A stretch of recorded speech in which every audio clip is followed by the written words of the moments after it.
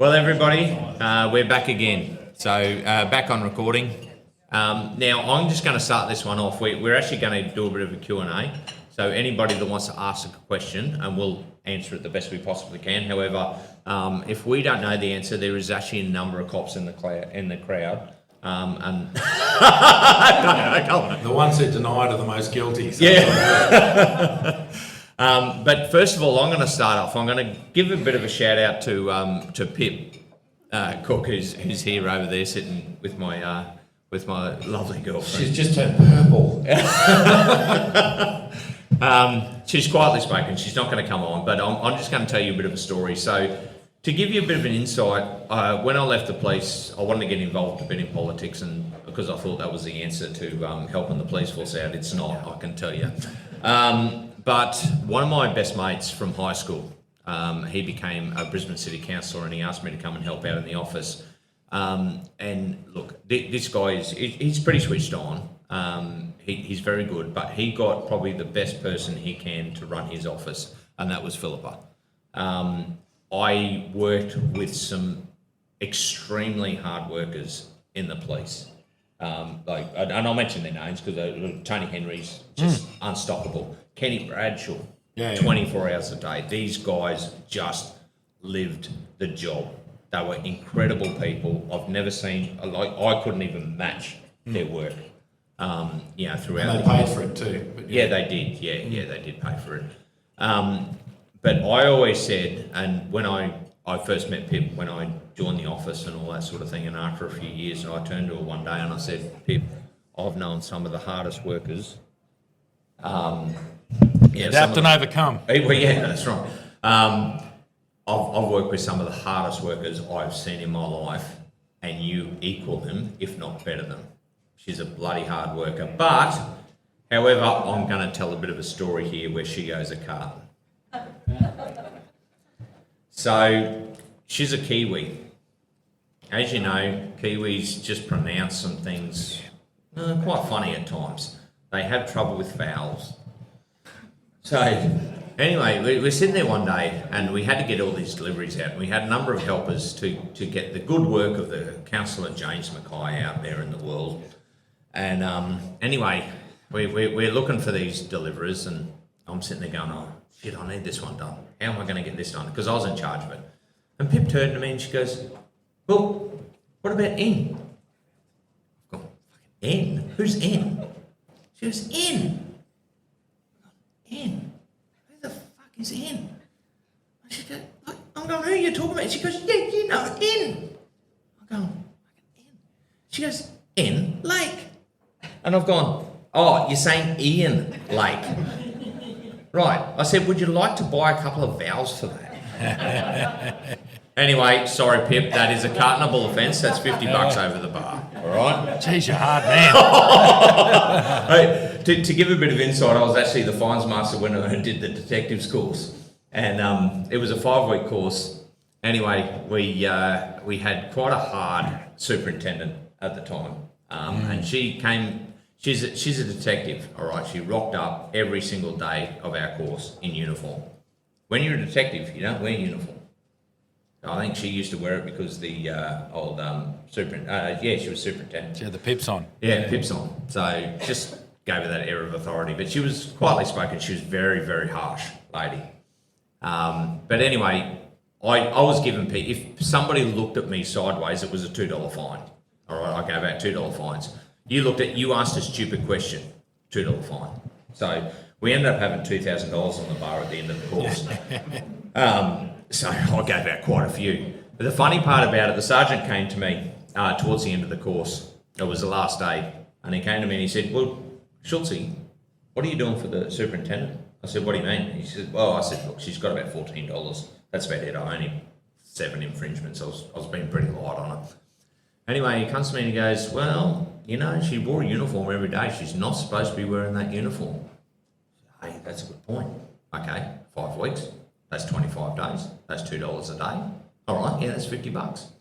So anyway, she comes to me because everybody's paying their fines at the end of the course. She walks up to me. She hands me 50. She wasn't coming to our after party. She wasn't that sort of lady. Anyway, she came to me and she handed over the $50. I picked it out, put it in my top pocket. I said, yep, that'll pay your fines. And she's looked at me, like just stunned. I said, well, look, sorry, man, but you wore uniform every day. That's $2 a day. That's 25 days. That's $50. As long as my mathematics is correct. Anyway, I said, well, you had $14 on other things, but I'm just going to wipe them. I think that's fair enough. That's cool. But you pay your $50. That's good. So she was shocked. The whole class has just turned an extreme shock on their face because I've just basically just smashed this woman that's very, very hard. But she couldn't, she copped it on the chin. Yeah. The funny thing is she actually showed up to an after party then because she contributed $50 to the bar. Thanks, mate. But Damo, I reckon now I'll pass over to you because we're going into the second part of this segment. Yeah. A bit of Q&A. Right, so what we found that people ask a lot of questions and we do our best, but you've got to remember there's nothing special here. We've still got some experts about. So if you've got any questions at all, we'd like you to grab your hand up if you don't mind. And did you get a microphone as well or not? No, that's all right. As long as we record it, just yell and Eames will come around and ask it and we'll do our best to answer. So anyone got any questions for the Q&A, live Q&A for the board? There we go, we're on. Well done. First cab off the rank, well played. Nick, isn't it? No, Nick? Max. Nick. No, Bart. There he is. He's down the back there. I knew he was there somewhere. So stop yelling. Just so like on the job, what was your like dealings with say like mental health, like drug related or undrug related? Constant. There's good question. Because it's constant, I'm hearing some giggles down the front from people who've done the same thing. So mental health is obviously a health condition. However, it manifests itself in public as a very public order problem. And it's potentially very volatile, very dangerous, and you can't necessarily reason with a person who's mentally unwell. As a negotiator as well, I did a lot of when it really escalated to a point where there's threats of self-harm, all this sort of threats of homicidal harm, so harm to other people. And even really big coordinated tactical response where we'd be trying to communicate with a person who's not rational. I believe police do this spectacularly well and don't get enough credit for it. We only ever make the news when things go badly. What people don't talk about is the thousands upon thousands of interactions police in Australia have every single day with people who are in a mental health crisis. So it's done well 10,000 times and then it's done poorly once, or it's not even done poorly. Something goes really badly wrong and everyone kicks off about why do police deal with mental health? It's a health issue. The health department can't possibly deal with it. They don't have operational people in the field who can defend themselves physically from that kind of thing. We understand that it's a health-related issue and we treat them as such. There's countless hours of body-worn camera that show that interaction. The fact is, mental health stuff is, you're dealing with it all the time. You've got your regulars. You've got people who are just every day, come on, mate, and then, they're out seeing fairies or whatever they're seeing, and they're relatively harmless. Right through to people who are committing massive self-harm, and you've got to actively stop them doing it or they're going to kill themselves. And sometimes they do, right in front of you. So I think it's one of those things that you're going to have to relate to people who you know aren't rational in their mind. So you have to be able to go, I can't see that. I can't. You're saying that you can see this. I can't see that. I'm not sure what you're talking about. Are you feeling unwell? Do you have any medication that you take? All that sort of thing. There's a lot of compassion involved. Look, the vast majority we responded to, you end up giving them a hug and help them over to the ambulance or whatever. So obviously there's a huge scale, but you do deal with it constantly. Am I right, Karen? You're right. 100%. How many mentally unstable people are walking the streets of the Gold Coast right now? She just told me shitloads is what she said. So it's constant. And that's everywhere from that's not very rational, that's a bit strange. So it's, all the way through. So you deal with that all the time. And you can have fun with it a bit. Like you can use their sense of humour. A lot of them have a brilliant sense of humour. And you play with that. So we're talking the lower end. The constant general duties interaction with mentally unwell people is, mate, you'll go to 5 a shift, especially in a metropolitan area. And in places like Darwin, you know your regulars, and they get to know you, and then they'll plead with you not to make the doctor do what they're trying to do. It gets hard, but constant. I don't know. Did I answer your question? And I'll let Chelsea talk as well. Yeah, I just wanted sort of that like insight into it because I work at a hospital security, and I mean, yeah, my 12-hour shifts are mental health, like that. That's all it is, sort of thing. So I sort of wanted to see what your experience was with it was. Because of course I deal with work with police when they bring them in, but of course they're busy, they're in and out sort of thing. They got to drop it off, and they've been dealing with them for God knows how long on the street. So yeah, it was sort of get your insight on it. So yeah, thank you. Yeah. Well, I think, like, I'll just add a little bit more there. Who have had it actually on the show, and Damo and I were happen to be with him, Bob Rennie, I'll mention his name, and he said this is one of the things that police are never trained in how to deal with mental health people. All right, so you've got to, my experience, you've got to listen, hear what they're saying, and just try and get an into their mind where you can then convince them to do the right thing. That's probably the best way to deal with it. There are some that turn bad, as Damo mentioned.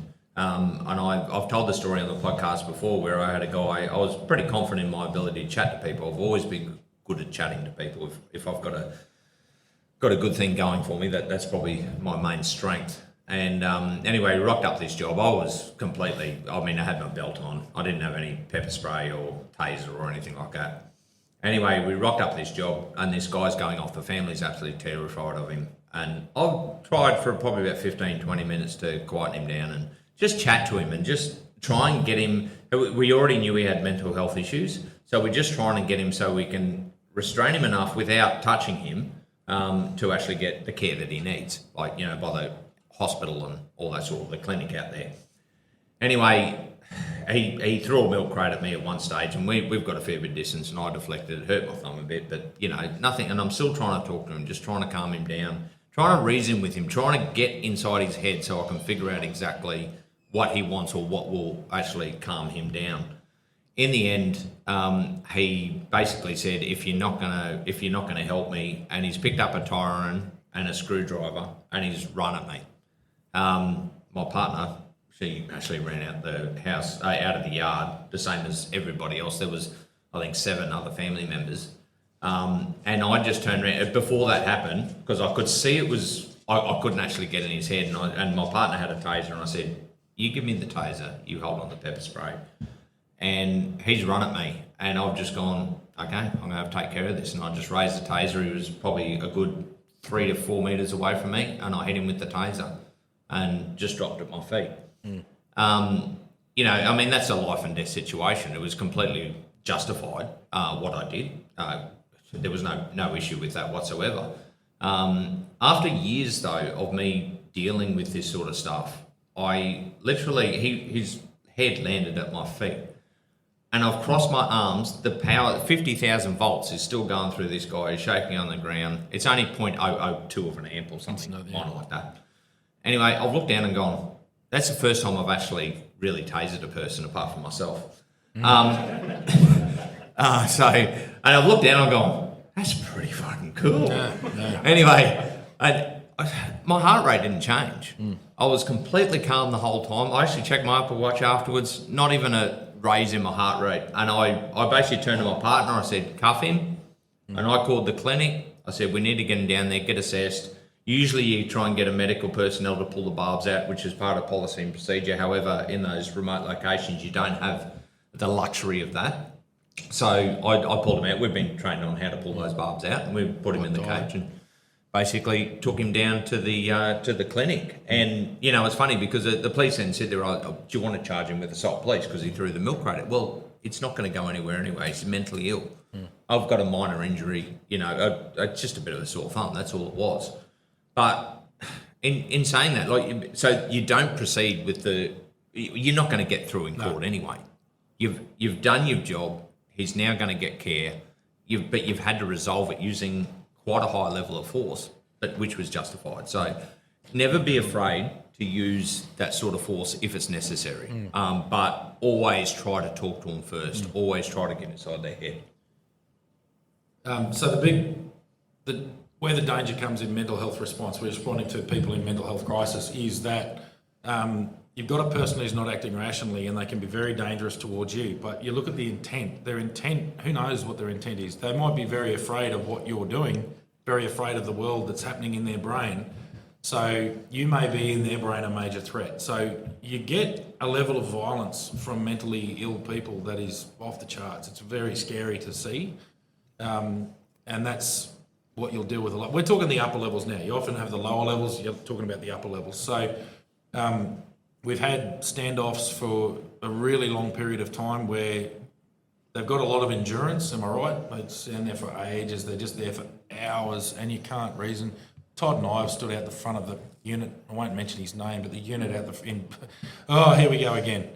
So we're out the front reasoning with the same person who's gone in for his mental health check the week before, and we knew he's not necessarily a violent guy, but if you talk to him the wrong way, you're going to get a violent response. He's bashed cops before, but we never got bashed. We'd walk out. We'd often give him a smoke. He'd walk downstairs and come on, mate, jump in the back, or jump in the ambulance. So. It's a constant. It's a constant, and they're tricky because you're not dealing with a bad person, you're dealing with a mad person. So it's often mad and bad. That's who you're dealing with. So, and then if you're in traffic, you're dealing with good as well. So it's case by case. But yeah, mental health, huge part of the job and very, very tricky. So I don't know. We answer your question? Yeah. Yeah. Yeah. Just one other thing, like Damo said. Always, in the job, I always walked around, whenever on shift, with a packet of smokes in my top pocket. Never smoke, never been a smoker. However, it is great to calm people down. It is a really good tool to use if you've got a smoker and they need to calm down. Just sit there and go, mate, do you want to smoke? You know, and you can hand it over. Yeah. And I believe back in the day, I'm not sure if you can now, but you could actually get a tax deduction on buying cigarettes for the job. So. Yeah. We're the old school. So look, it's a worthwhile thing, even if you're not a smoker. I always walk around with a pack of smokes in my top pocket. So yeah. Anyway, Happy with that? Yeah. You guys got anything to add? You sure? Come on, be brave. Look at him. No. All right. Who we got? Anyone else? Yep. Here we go. Caleb's up.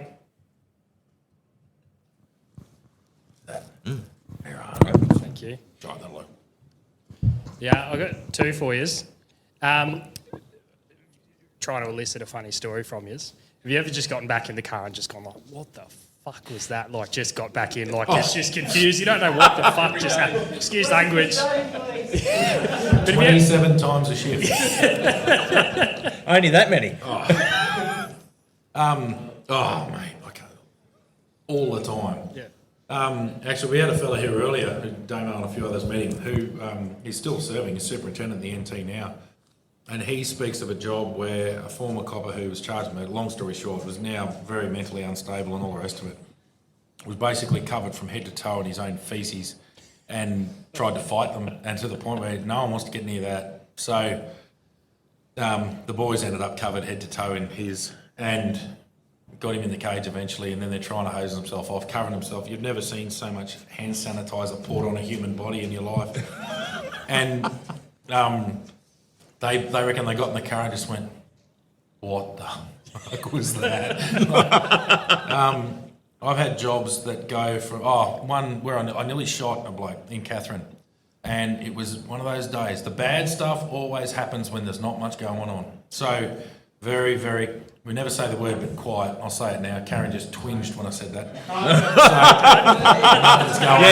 you never say the Q word. That's a carton. I'll buy a beer, don't worry about that. So we had an extremely sedate day, and we did 12-hour shifts, about 6:30 at night. We're just doing our last little lap of town, and we're going back to the station, and that's it. And we come past a regular.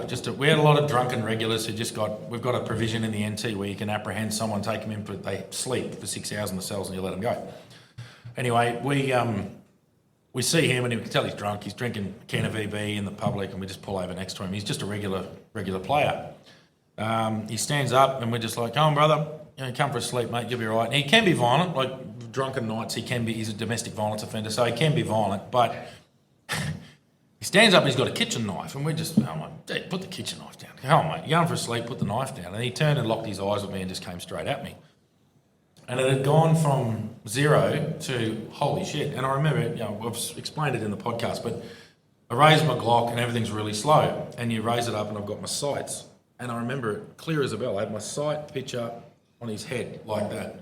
And I took up trigger pressure, so I'm about to pull the trigger. But I remember going, we don't shoot people in the head, center mass, squeeze trigger. So I'm aiming here. And anyway, he goes like that and throws the knife on the ground. So all of a sudden, it's like a record player. So it went, ooh, ooh, and it sped back up. When he dropped the knife, we just apprehended him and that was it. Pulled him back over. We were yelling and shaking. Pretty junior. I was fairly junior in the job. And my partner and I, once we got him, we were both smokers, and we put him in the cage, and we're going, mate, what the fuck? Like, he was drunk. He was just drunk. I nearly shot him. It was like, you nearly shot him. I nearly shot him. It was just went from 0 to 1,000, just like that. And it was that almost complacency where I wouldn't say we were complacent. We were tactically aware, but we weren't expecting that. So 0 to 100. God, I turn up to a job one day on the side of the Stewart Highway and it's nothing. I'm by myself. I'm at 202. Todd would have been driving around at the same time in a different car. And all the people I pulled up next to at the bus stop opposite this very famous set of flats in Darwin just sprinted across the Stewart Highway at 4:30 in the afternoon. So imagine the traffic, 3 lanes either way, and beeping, screeching brakes, and I've just held my head, assuming I'm about to see about 5 or 6 people get killed in the road. And I have no idea how, but they didn't get touched. There was a road train went through, not a road train, but a decent sized truck went through, and just couldn't stop, couldn't do anything, and he missed about 4. They all just fell out of his way at the last minute, but not through their own trying. And it's like, talk about a what the fuck moment. It was like, that went from nothing to nearly watching 5 or 6 people die, and there'd be an argument whether that was a death end, well, at least because of police, not police custody, but... so to answer your question, yes. I just Yeah, want to. and like Sorry, Damo can said- I just do a quick clarification, like Damo's been doing? 4:30 in Darwin is peak hour. School's finished. Most government workers finish at 4, so it is peak hour Peak traffic in Darwin at 4:30. Yeah, right at the 80 zone. Yeah. Yeah. And like it happened all the time. Like, I mean, some of the jobs are just phenomenal. Well, actually, all the cops in the room. Who's a shit magnet? There's one. It's great. Yeah, I know. Damo's Damo's actually the Grim Reaper. Hang on. All the other cops in the room, who's a liar? So, and you always have you get a bit of a reputation, especially if you're like, smashing the road and all that sort of thing. And a number of times, like, you'll start off a job with a simple thing and it'll lead into arrest for drugs or something like that. And I actually remember, obviously, I had a bit of this reputation. It was a day off, and I was out at Ramagini, and there was a bit of a bushfire going on. It was getting close to one of the council sheds. Anyway, so I had to call superintendent this time to get approval for OT, and I spoke to the watch commander, and I spoke to her and I said, "Oh, look, man, I just want to get some overtime, so we can put this fire out, get the fire trailer out." She goes, yeah. She goes, "Look, not a problem with that, Schultzy." She goes, "However, you are not allowed to look in the shed." I said, "Why?" And she said, "Knowing you'll find a drug lab." Yeah. She goes, "So just do not look in there."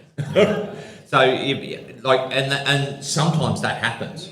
I've gone actually to a job where an unlawful entry, and the victims are actually away from town. So we've gone up to secure a house. As we're securing the house, they've got a hydroponic set up. And it happens all the time. So much. Yeah. So, as anybody else, come on, there's got to be a few more. No, he's got questions another out one. there. Oh, yeah. another one. Yeah. Yeah. I'll just get your guys' opinion, advice. How do you be a good leader? I know you guys both got a bit of experience in that, go. Yeah, cracking question. Righto. How long you got? I think the best way to sum up how to be a good leader is how to sum up how to be a bad one. You can be a really bad leader by micromanaging people, by assuming people are stupid, by thinking you know best, not communicating well, being arrogant and thinking you're basically using your team to make yourself look good. So, I love it. Yeah, it's so bloody universal. So I think to be a good leader, straight away, is you've got to understand that you're not a leader, you're a server. You're there to assist the guys who you're working with to make them to let them do their job as best they can. Trust people. Once they've earned your trust, you need to trust people. Did I trust you, Todd? At work I did, yeah. So, it's allowing people to shine naturally and then promoting them to be the best they can. I think that was the great one that I saw, especially I've mentioned it on the podcast, I worked in a unit called Strike Force Trident, which is a tactical crime squad, basically. Plainclothes. Think 21 Jump Street in Darwin, only way less glamorous and a shitload more paperwork. So I had 12 guys, but they're competent. We've got pretty experienced, competent people who are highly motivated and they're just into it. So the way to lead them is to let them do their job. So it was, what do you need? Tell me how we're going to solve this. Let them come up with the solution. I can't remember who it was, but there's a really good story about a Navy captain. It's a TED Talk, I think. There's a Navy captain and he got assigned to the worst ship in the US Navy. Yeah, turn the ship around by going, right, all you guys are complete utter professionals and you certainly don't need to be dictated to by me when you've got better technical knowledge of how to actually do this job. You set a big fat intent. So right at the top of it is the intention of us is to achieve this. It'd be, XO, take this ship to the Gulf of Aden. Yes, sir. I don't need to tell him anything else. He knows how to sail a ship. We're going to the Gulf of Aden. That's taken care of. Makes your job a lot easier as well. Let them do their job. Let them shine. Let them come up with solutions to the problems. The trouble you have, and this is all beautiful when you've got perfect solution, well, when you've got a perfect situation, but police at the moment are catastrophically understaffed and they're also very junior. So you've got really junior people, which creates another whole problem because all of it, oh, God bless your cotton socks. So we've got another problem in that you can't completely release them. You've still got to offer mentorship and offer guidance and all the rest of it. It might even be that you don't have senior members who are capable or are experienced enough to provide that mentorship. So it then becomes more difficult. But I think the good leadership is let people shine. Always pump people up in public. If you do need to have a word to them that's not exactly positive, do it completely silently. And I wouldn't even say, not only do it in private, don't even let on to anybody else that you've called them into the office. Because it was all well and good to go, Barb, come and see me on my office. Like, everyone knows, and they make more rumours out of that anyway. So I'm now in there with the sergeant getting ripped a new one, but everyone in the office knows it's happening. They mightn't hear the words, but they know what's going on. Do it quietly when no one else is around, everyone's slipping about and say, hey, you got a minute, just come in here quietly and fix it. So you can fix a problem very, very privately. When you guys do good work, recognise their good work publicly, pump them up, build them up, motivate them to do their job. Develop them professionally. Hey, do you want to go and do a course, mate? There's an operation investigators course coming up next week and I reckon you'd be a good fit for it. Why don't you jump on that? Oh, yeah, no, it'd be great. Yeah, happy days. So I don't think this is rocket science. I think people generally just treat people like you'd want to be treated. And then the big thing with policing, you've got to do the hard jobs yourself. So the most respected sergeants were the ones who, they do all that in the background when things are normal. But when you had a really bad job, you're front and centre. You're the first one getting hit. You're the first one who's going to be killed potentially because you deliberately take on that tactical leadership in the role where it's not about making people feel nice. It's about being, thank Christ, someone's in charge. So people will respond quickly when their amygdala's all been kicked off and it's all happening and they're in fight flight. You've got someone who can take charge of that, have that clear head and go, taser, pepper spray, do this, do that, bang, bang, and then be able to pull that back when we're all relaxed again, we're out of the tactical scenario, and now we're just leading. What do you reckon? Agree with that? Agree. Yep. Happy days. I'm just bouncing off my absolute brains. Brains trust. Look, another thing, Damo, you mentioned it in the podcast before, but don't get stuck in the trenches. So one of the things that I learned, like, we call ourselves ordinary cops for a reason. All right, I wouldn't say we're the best leaders. We learned on the job and we learned a lot of lessons by making mistakes. Which is why we can give a bit of advice on how best to do it. But both of us, at some stage, when we actually moved up into that leadership role, got stuck in the trenches because you're used to doing the work. you're used to trying to lead by example, but you've also got to learn to step outside, let them do their job, and then coax them into the right decisions. So it never get tied up too much. You're there to look after the crew and making sure they're doing the best job they can.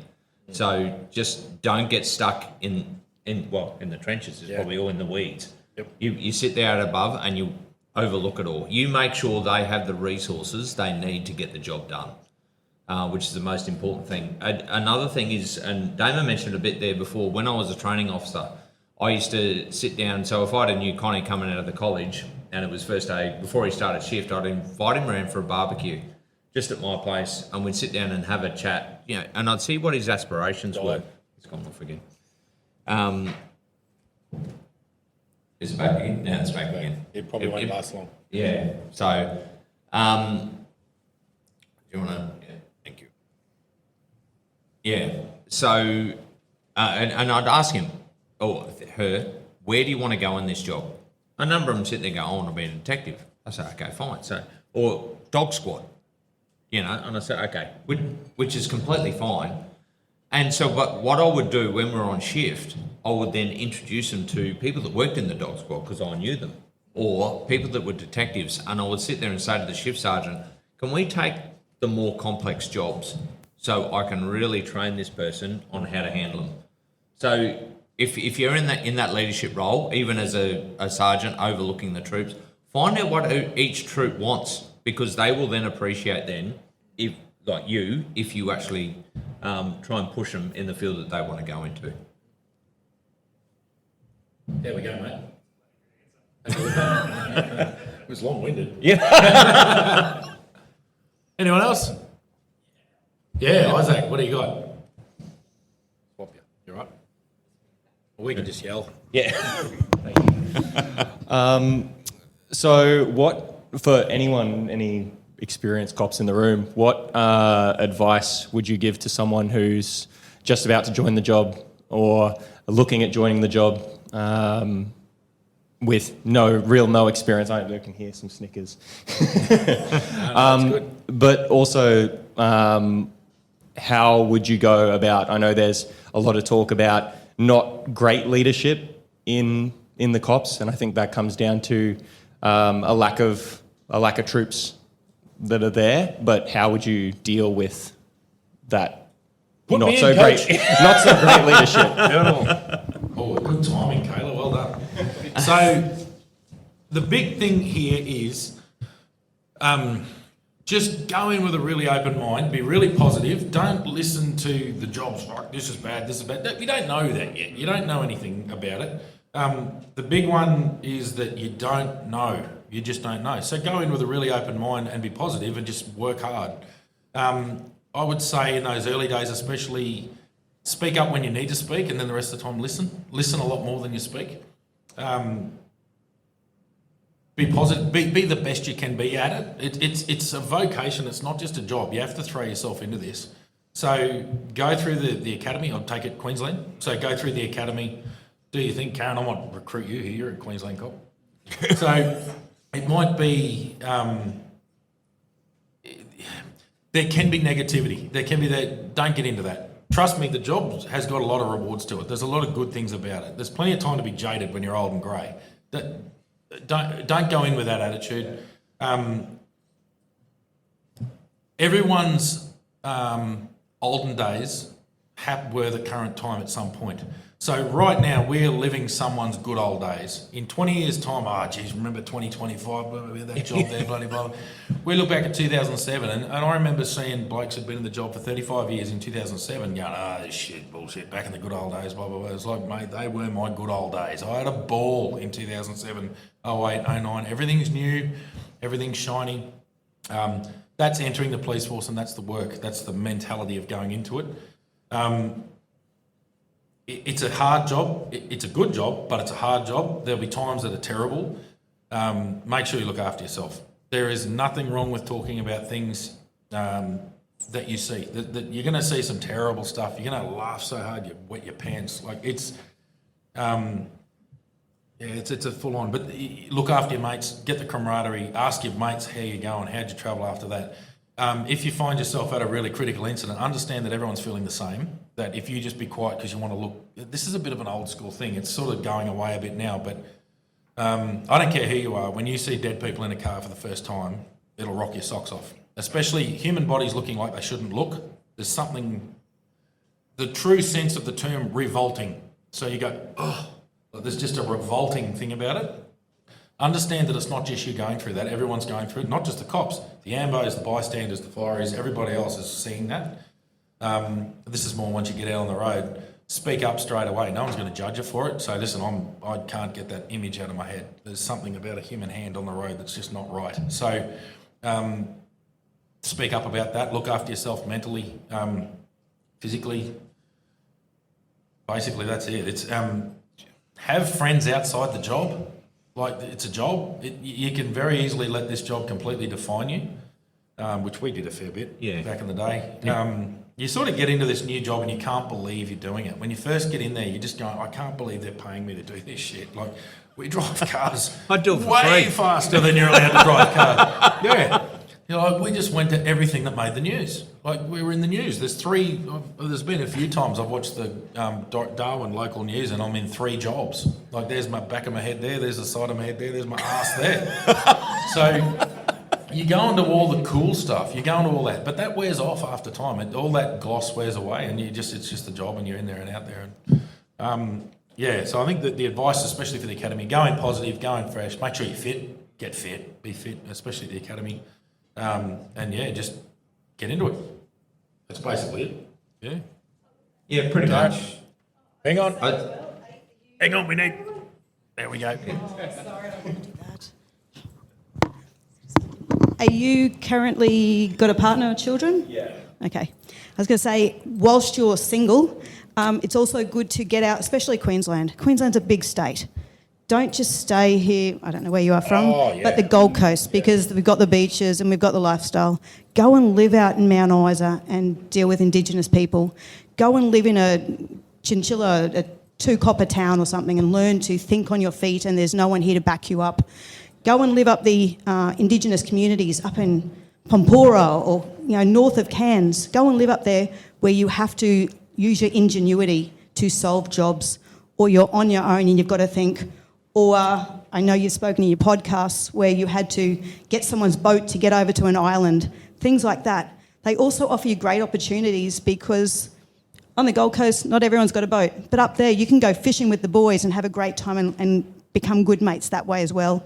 You're also away from people that you can then talk to them about the bad job that you went to. It's good to talk to people about jobs. We're all doing it nowadays. Like the boys said, we used to keep it inside. But now you'll go inside, it might be a week later, but you'll go, how you doing with the job? You want to talk about it? We'll go out after work or something like that. So encourage that. As well, when you are at the academy, yep, life's great, the academy's good. When you get out, you will deal with people like me who have been around, have got the old person's attitude as well, but the job is good. There are so many different areas that you can go to. There are so many different places you can go to. The department will pay for you to move to Mount Isa. They will pay for your partner, your pets, all your belongings to go to Mount Isa. You can go and see every different town in Queensland and the department will pay for it for you. So it's a good way to see the state and find different areas as well. So there are good things about it. There are lots of different fields. There's mounted police, there's dog squad, there's detectives, there's riot squad. There are so many different fields. Whereas if you work in a normal job, you're stuck behind the counter serving the people at the bank or something. So there's lots of different fields. You've just got to let people know and they can push you into that area and help you out. Nice. Yeah, very well. Much appreciated, Karen. And just to add to that, I got a second cousin. On my mum's side, my uncle, his grandson has joined the job. He's in his early 20s, and he has spent most of his time actually out bush. He's up at Thursday Island at the moment, which is an absolute paradise. Really, I mean, it's definitely got its problems. I lived up there for 10 years before I was a cop, but that sort of experience. And one thing that Damo mentioned in the podcast, but it's so true. You need to go into the major centres so your arse is hanging out. So you're going to job because you need to experience that. Like, you need to experience everything in the police. But the joy of going to those more remote stations is usually you'll get somebody that's very competent at the job because they run a station, but they've got the time to take you through the jobs. So you'll learn a lot more. You'll learn about how to communicate probably better because there's a certain way you communicate in those locations, and that will hold you in good stead when you come back into the major centres. Even working out there, like I remember we did a lot of bush work out in Largemoto, Kalkaringi, where you're working with a lot of ringers, and once a year, when they finish their season, they come in, they get on the piss and all that sort of stuff, and and can't get out of hand at some time. But you rock down there and they know you. You can calm a situation like that because they know you. Go, oh, Schultz, mate, you know what's going to happen. Just go home. I go, yep, okay. And usually because they're bosses as well and all that sort of thing. I think the other point is I was very fortunate. I think both of us were very fortunate when we joined the job. I had my first senior partner was 10 years in the job, a very good operator. Taught me a lot of things. And there were times Damo and I worked together as probies. I suppose The blind leading the blind. And occasionally you will get shit senior partners. You will. It's inevitable. We did. And I know a couple of times I didn't mess up an investigation, but I listened to what she had to say, and I knew it was wrong. However, unfortunately, we lost the case because of it. But and that's just a learning curve. But what I would say is one of the joys. Unfortunately, it's a dying trade, and that's probably why we do these sort of situations here. The police club was a big thing. You get to meet people like we've spoken about when we first met Bob Rennie. He was a superintendent of traffic. We would just, I'd call us piglets because we're in the college. We were only trainees, but he gave us a lot of really good advice. Early on, hold on to those people. And if you can, interact with them. Get advice off them. If you've got a problem with the job and your senior partner's shit, know somebody who knows what they're talking about and just go and ask advice. The coppers, I have not known a copper in my entire career to knock back a probie asking for advice. No. So don't be afraid to go, even a detective.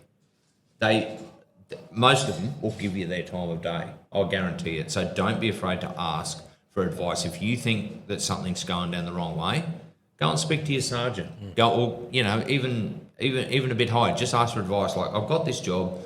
Have you had anything to experience? Even if they didn't know exactly how the best way to handle it, they will know who to speak to do that. So that's probably my main bit of advice. There we go. Happy all? You can give negative feedback. So that was bullshit. Yeah, that's great. We really appreciate that, Karen. That's really good, especially from the Queensland perspective. But I love the fact that it's just the same thing everywhere. Victoria, same thing. It's the same thing. People are people. Yeah. It's perfect recruitment ad. Yeah. We're pretty lucky. We've got at least 3 jurisdictions. Anyone else? Well, the New South Wales here? No, I think they were coming and they didn't come. But so we've got 3 jurisdictions covered, and we're probably the least experienced. These guys have done more than we have. Yeah. So it's fantastic. We don't know what we're doing. He's bluffed and bullshit his way through 30 years in the fleet. I love it. Well, yeah, no, very good. Anyone else? What do we got? Yep. Summers. There's smells. I smell a stitch up. Nah, nothing too serious, boys.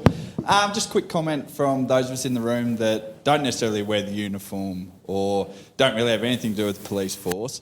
I think you guys do a cracking job in, I guess, humanising the force. So you're not just the scary boys in blue, I guess. So thanks for that. But yeah. What do you mean we're not scary? You seen my head, mate? Roger. But leading into my question, obviously you both speak pretty highly of your time on the force, got some cracking stories. Yeah, as you said, some ups and downs sort of thing. Do you miss it? Good question. Yeah. The answer now is no. So now I don't. But that's, what am I, 3.5 years out. So Did I miss it at the beginning? Oh my God. Like I missed it like a cocaine addict misses cocaine.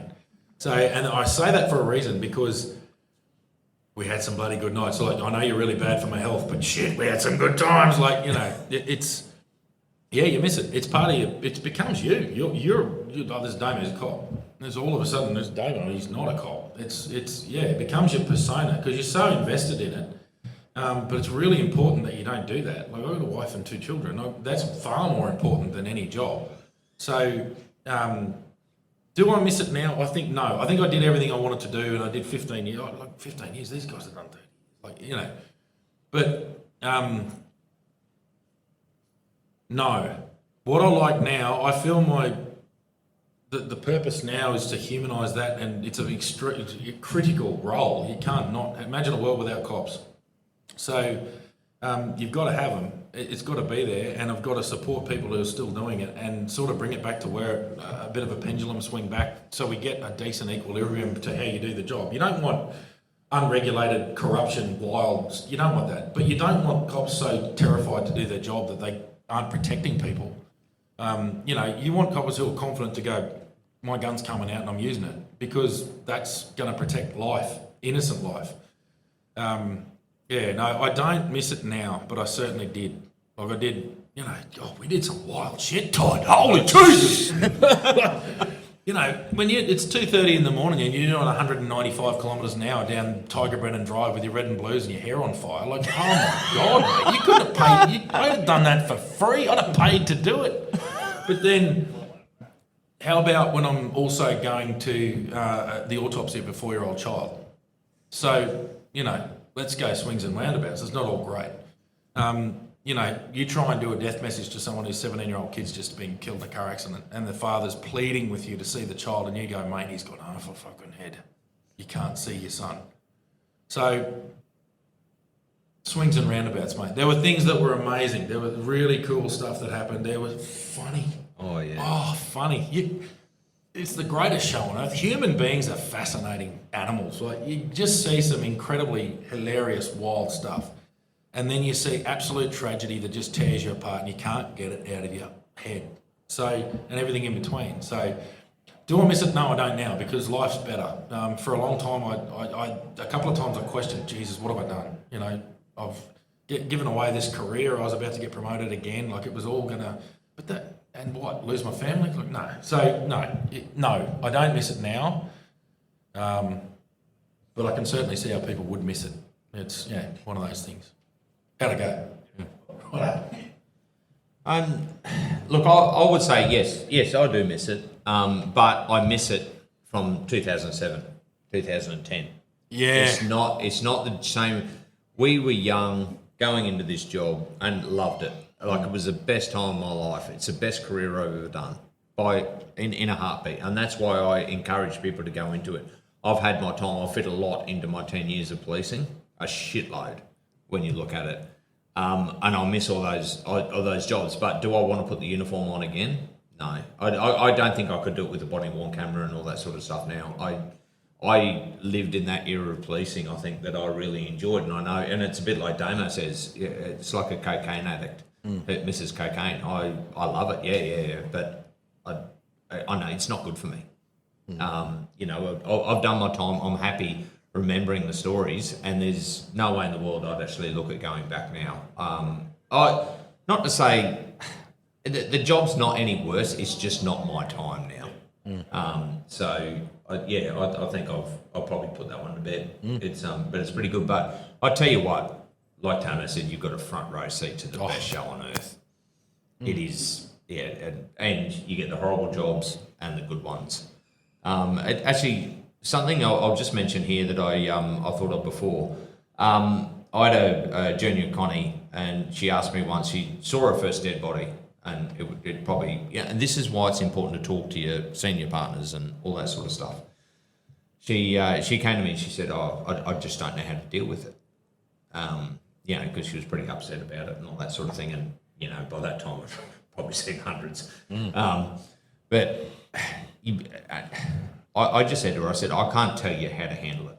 I said, you've just got to be able to justify it in your mind. I said, I can tell you the way I justify it. The way I justify it, I look at a dead body, And I sit there and go, shit happens.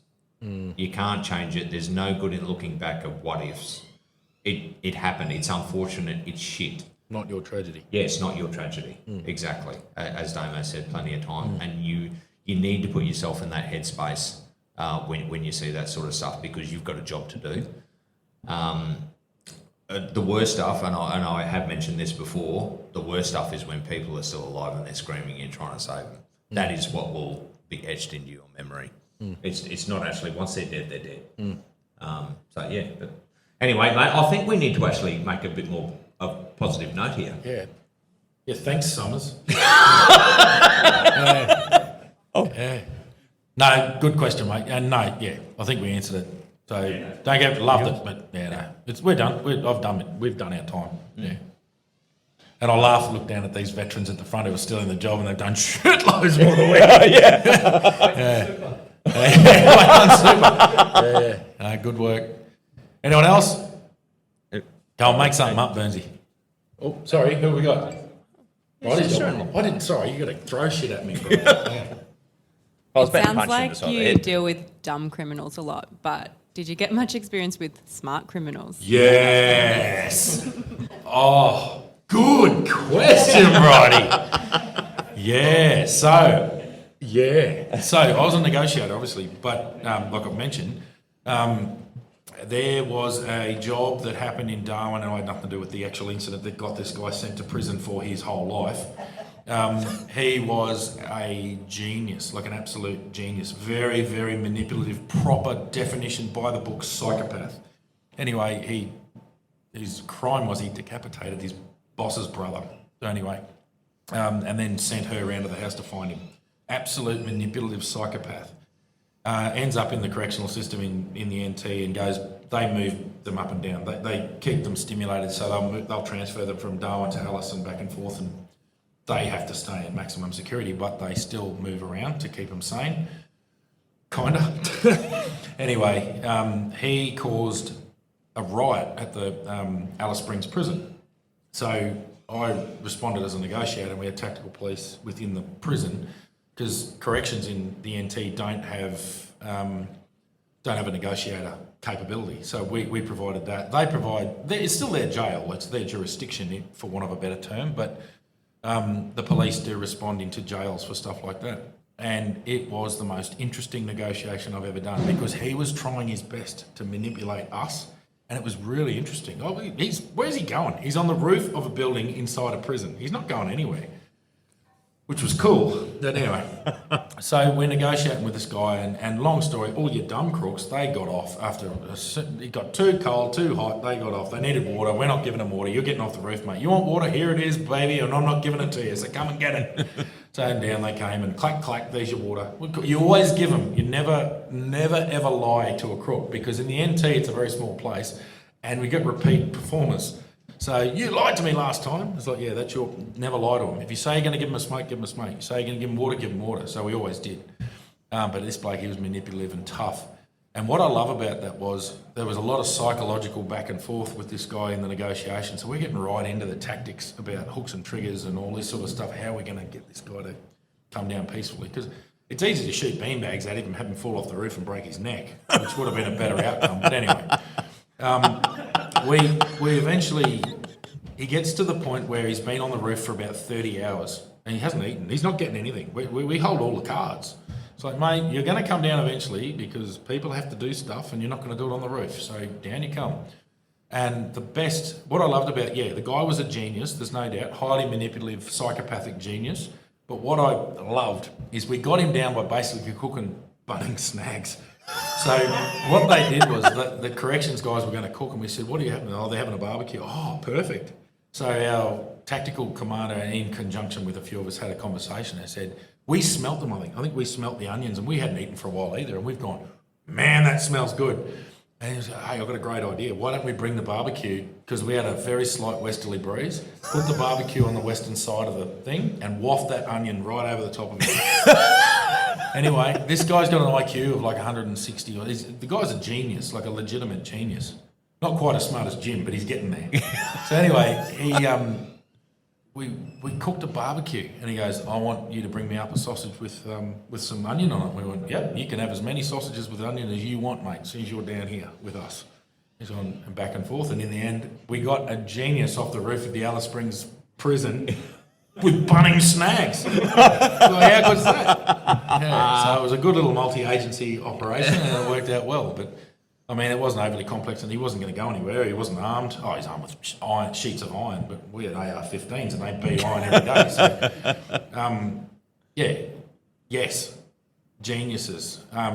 Him in particular. DV offenders, some very manipulative, very, very smart, domestic, very cruel people, male and female.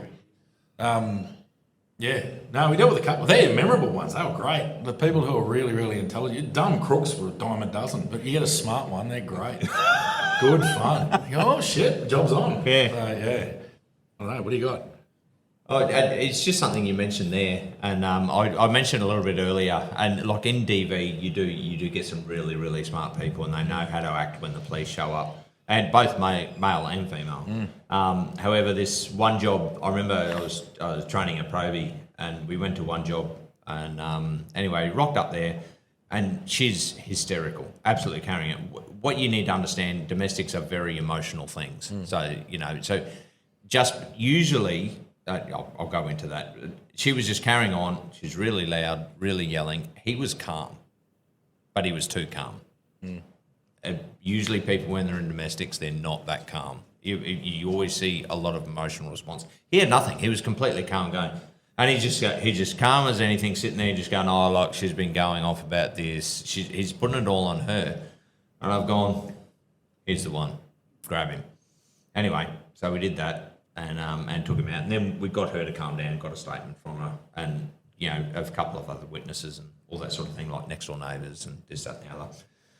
Anyway, we're having beers, and this is where we talk about the police club being really, really good. Because we sat down, and my probie turns to me. We just cracked our first beer, and he turns to me and he goes, "How did you know?" And I said, "What do you mean?" He said, "Every time we go to an incident, you know who the offender is and who the victim is." And I said, "Honestly, I can't tell you. I'll read the room and read it."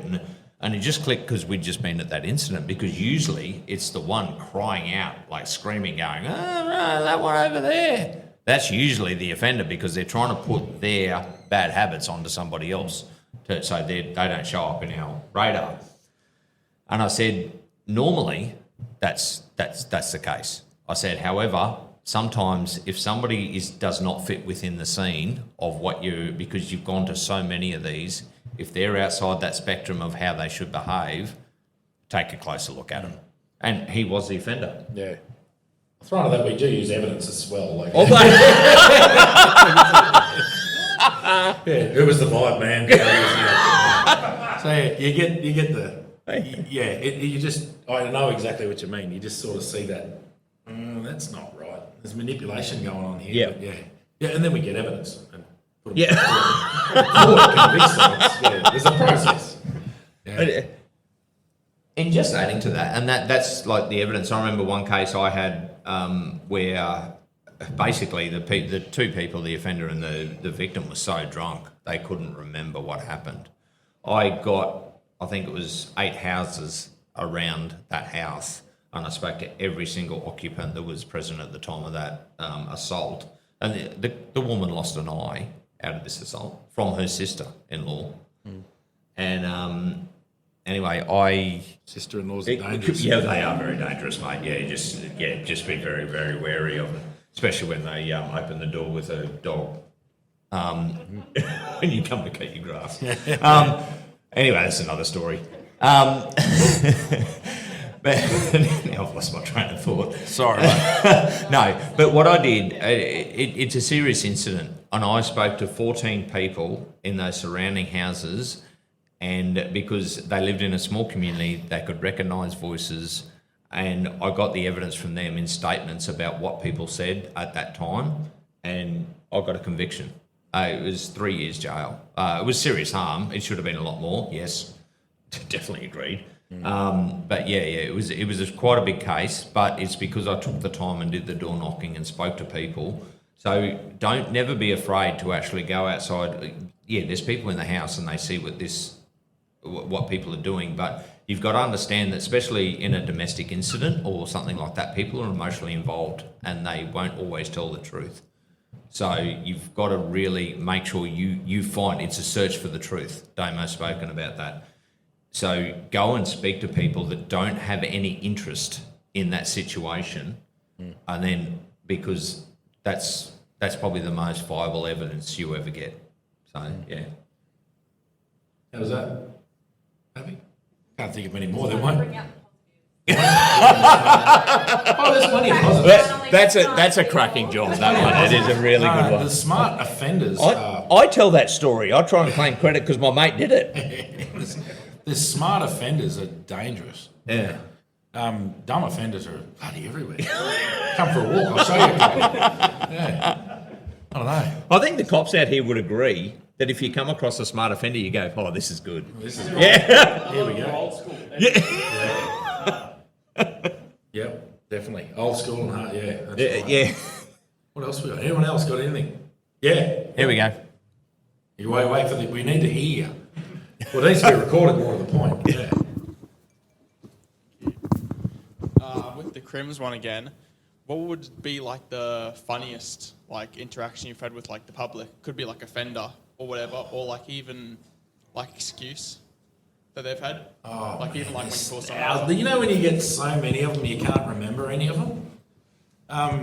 Funny shit happened constantly. It was all most of your shift is laughing. Like it really is. Like I don't know, you guys.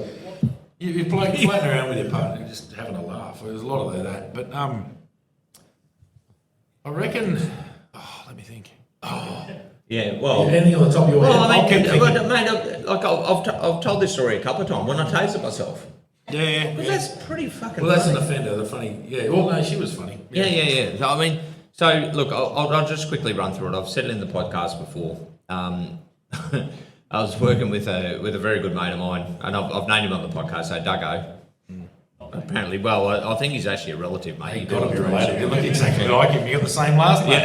Yeah, you do. Anyway, he's a calm sort of chap, like Damo here. And anyway, about 9 o'clock at night, we're just driving around. Anyway, we get this call. The woman's walking down the main street of Tavern, and she's got a 6-month-old in one arm, and she's got a machete in the other. Anyway, she's going to Kalana community to kill her husband. So anyway, I go, oh, yeah, well, this is pretty serious. You know, so lights and sirens, shooting down there because we're in East Side, so it's a couple of k's into town. Anyway, Duggo's turned to me and he goes, how do you want to handle this, Schultzy? Fuck, mate, I don't know. I said, anyway, I said, oh, look, I've got a taser. He goes, okay. He said, but I said, well, but she's got a baby. Like, she's got a 6-month-old. So you just can't taser someone because she's got a 6-month-old in her arm because you might injure it. Anyway, he goes, yeah. He goes, look, okay, you taser her, I'll catch the baby. Okay, yeah, no, that sounds like a good plan. Yeah, we've done everything. Good plan, Duggo. Good plan. So anyway, we've got down there. This is the main street, so it's a Stuart Highway that runs all the way from Darwin, basically down to Adelaide. Anyway, high level bridge. She's at the high level bridge at the time. There's hundreds of people around, and we've basically pulled up on the high level bridge. She's walking across the pedestrian part. We've stopped the road, stopped the traffic. Lights, are going. The shift sergeant's rocked up as well because it's a pretty significant incident. Anyway, Duggo's run over, and realistically, he probably should have held the taser. If you're looking back in hindsight, that probably would have been the better outcome. However, he's jumped over the railing into the pedestrian part, and he's talking to her. He's about 10 metres away. She's still got the machete. However, a family member, luckily, which happens a lot of time, they've taken the baby off her. So that's clear. Anyway, I've come up and I've drawn my taser, and I've got it pointed basically because with the taser, one goes straight ahead where the dot's going to hit. That's where the first barb hits. The other one goes on a 45-degree angle down. So the best thing about a taser is probably about 3 metres away. Shallower. Yeah. So you want to get the biggest distance between the two barbs because that's where the electricity runs, and that will affect most of the body. So I'm sitting diagonally probably to her back. So I'm part of the side, part of the back. She's got a backpack on. And anyway, Duggo's trying to calm her down. He's doing everything in his repertoire to try and, get her to put the weapon down and think logically about what she's trying to do. Anyway, it probably goes on, I'd like to say a minute, but it's probably more like 20 seconds, 30 seconds, because with those critical incidents, time doesn't really mean anything. You don't know how long you're actually doing this sort of stuff.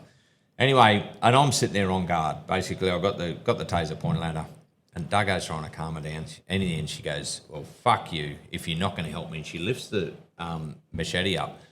Duggo, as calm as anything. I've never seen anybody so calm. He's turned to me and goes, Schultzy, light her up. And I've gone, all right, well, shit. So I've just deployed the taser. Problem is, because I'm on a diagonal, I didn't have the full width of the body. So one barb's hit where the dot is, because you've got a laser point.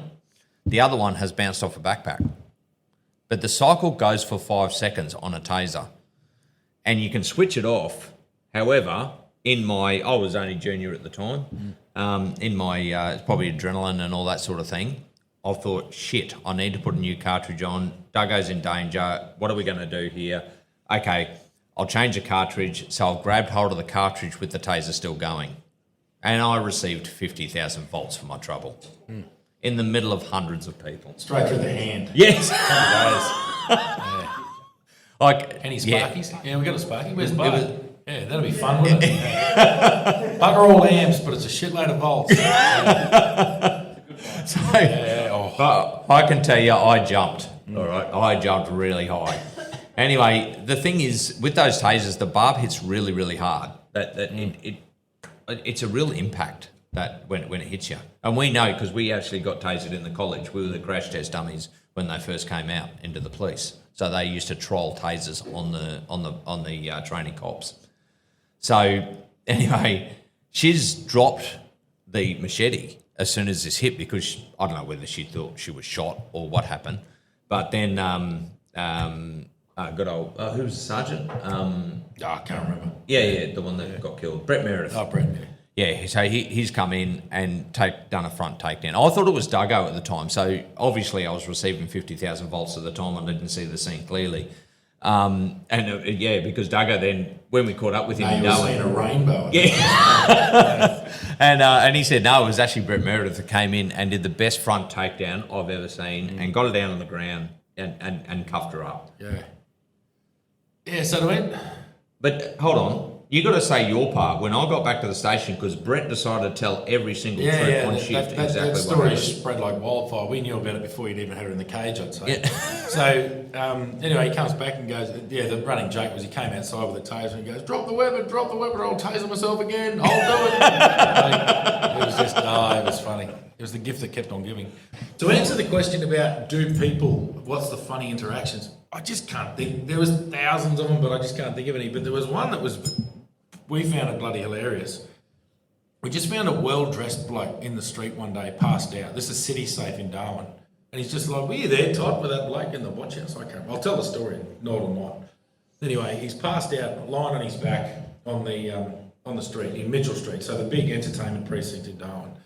Anyway, just nothing, just drunk. Wasn't responsive. We couldn't really find... he was responsive in that he was alive, but he was so drunk that he couldn't talk, really. So we got him up and just took him back to the watch house. But we're still thinking he's got a home to go to. It's not like we're just going to stick him in the cells. And anyway, he wouldn't talk to us. And we started thinking that he looked like he might have been... He's like a well-dressed European sort of bloke. We were thinking maybe he doesn't speak English. And we had a bloke in the cells who spoke Greek and Italian, and he started speaking Greco, Italiano, all this crap. And our mate's just shaking his head like he didn't understand.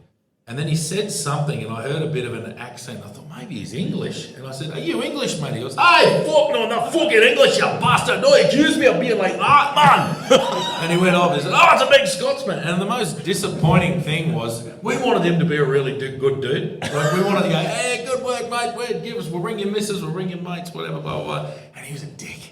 And it was so disappointing because he was so funny and then he was such a dick. And we ended up going, shove him in the cells. So yeah, there's little stuff like that. You've got to tell the one when he had quite a engorged weapon. Oh, Jesus. I wasn't there. I only heard about it. I saw the body worn, actually. I was the supervisor. I saw, yeah. Yeah, so how do you take down a naked man with an erection? I'm not going near that shit. So what do? And anyway, the guys turn up there and he comes out there and it's like, yep, job's on. Yeah.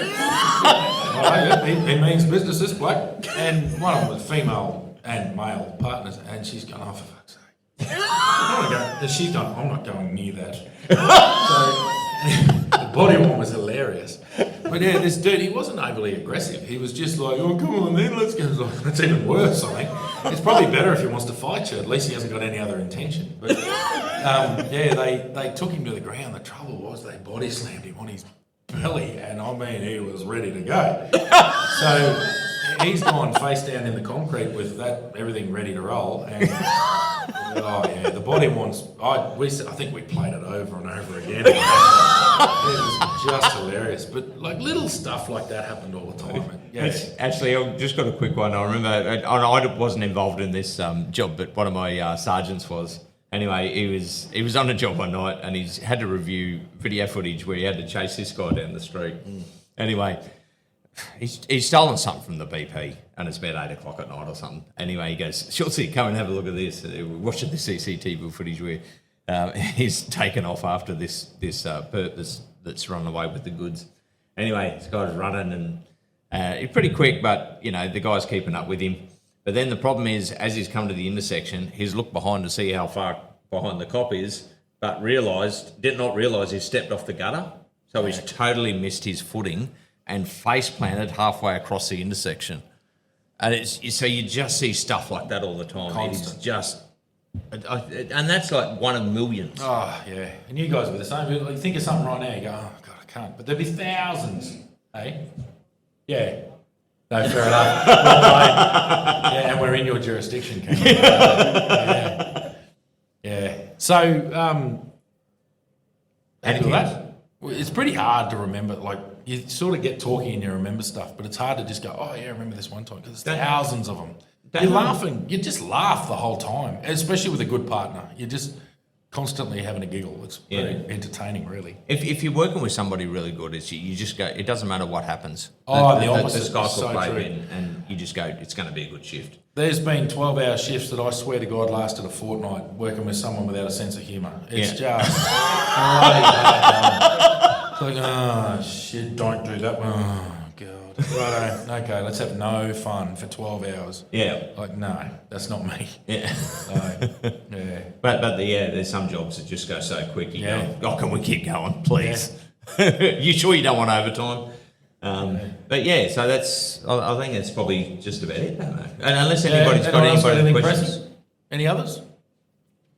We're going to hang around and have beers. Yeah. I mean, So you happy with that? Yep. So this is the Touring the Cops' first ever live recording, and it's gone for a while. It's a bit haphazard, but we'll see what everyone thinks of it. Yeah. But we massively appreciate everyone coming along. We know it's not a massive crowd. There's a lot of people who were coming who couldn't make it for various reasons, but thanks very much. We appreciate your support. We love it. We'll support. Yeah. We're looking about ways to maybe financially gain from this. At the moment, we're not. It's just what we do. We like to talk about it. It's probably been a fair bit of therapy. Yeah.